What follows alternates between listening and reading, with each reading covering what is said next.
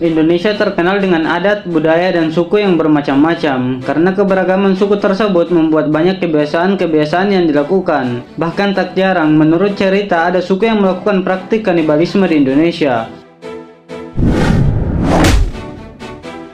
Suku yang mendiami dataran rendah di sebelah selatan Papua ini hidup di sepanjang aliran sungai dan rawa-rawa. Suku Korowe juga seperti suku-suku lain di Papua, hidup nomaden atau berpindah-pindah tempat serta mengandalkan hidupnya dari alam. Karena daerahnya yang cukup subur, menjadikan mereka harus sering berperang dengan suku lain. Dalam berperang, mereka kerap menggunakan racun pada anak panah dan mata tombak yang kebanyakan mereka buat dari tulang belulang.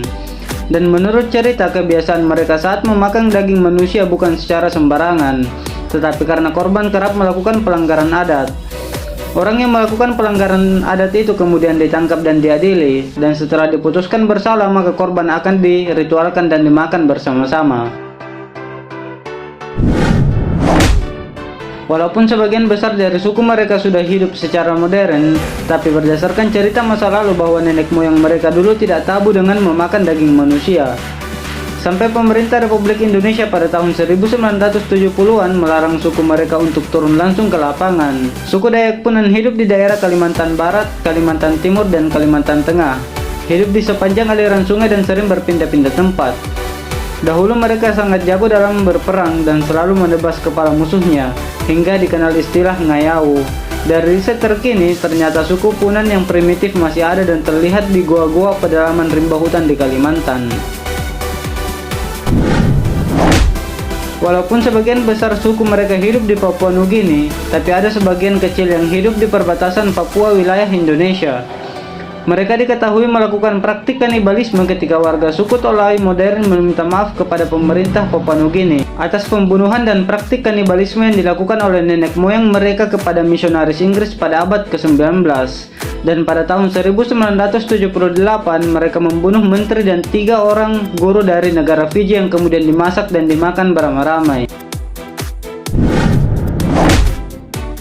Ternyata ritual kanibalisme telah terdokumentasi dengan baik di kalangan orang Batak melalui cerita turun-temurun dari nenek moyang mereka yang bertujuan untuk memperkuat tondi atau jiwa si pemakan daging manusia tersebut.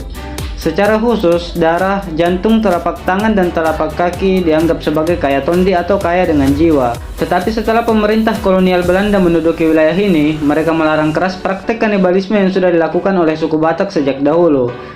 Hingga sejak tahun 1816, perilaku ini sudah jarang dilakukan oleh suku Batak.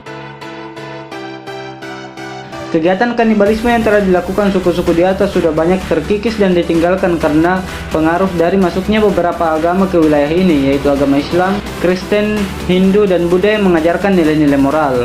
Itulah suku kanibal di Indonesia. Namun walaupun menurut catatan sejarah ada sekitar 75% suku di Nusantara ini adalah kanibalisme pada zaman dulu, namun kini mereka telah punah atau meninggalkan kebiasaan lamanya, yaitu memakan daging manusia.